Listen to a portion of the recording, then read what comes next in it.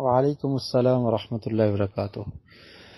اگر کوئی شخص بھول کر ایسے کپڑے میں نماز پڑھ لیتا ہے کہ جس کپڑے پر نجاست لگی ہوئی ہے اور اسے نماز کے بعد خیال آتا ہے کہ میرے کپڑے صاف نہ تھے یا میرا جسم اس پر غلاظت لگی ہوئی تھی اور اسی حالت میں اس نے نماز پڑھ لی یا پڑھا دی، تو اس کی جہالت کی وجہ سے، اس کے عدم علم کی وجہ سے اس کی نماز کو ٹھیک تصور کیا جائے گا، بعد میں نماز کے اعادے کی ضرورت نہیں ہے۔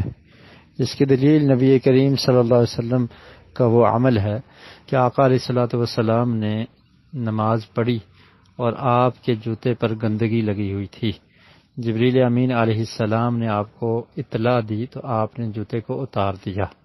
اب جو نماز آپ پڑھ چکے تھے تو اسی پر آگے جاری رکھا، تو پہلے والی کو صحیح تصور کیا گیا، صحیح مانا گیا۔ اگر پہلے والی صحیح نہ ہوتی تو آپ صلی اللہ علیہ وسلم اعادہ کرتے، شروع سے دوبارہ پڑھتے، لیکن ایسا نہیں ہوا۔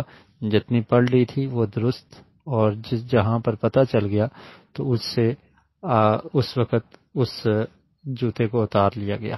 اگر ایسے ہی نمازی کو، نماز پڑھنے والے کو نماز کے دوران پتہ چل جاتا ہے کہ میرے فلاں کپڑے پر گندگی ہے، اور وہ کپڑا وہ یہ سمجھتا ہے کہ یہ اس کو اگر میں اتار بھی دوں تو میرا جو ہے عورہ اور میرے جو حصہ ہے جس کو نماز میں چھپانا ضروری ہے، وہ بدن کا حصہ چھپ جائے گا، تو وہ اس کپڑے کو اتار لے۔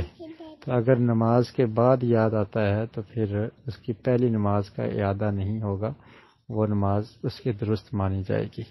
واللہ اعلم بالصواب۔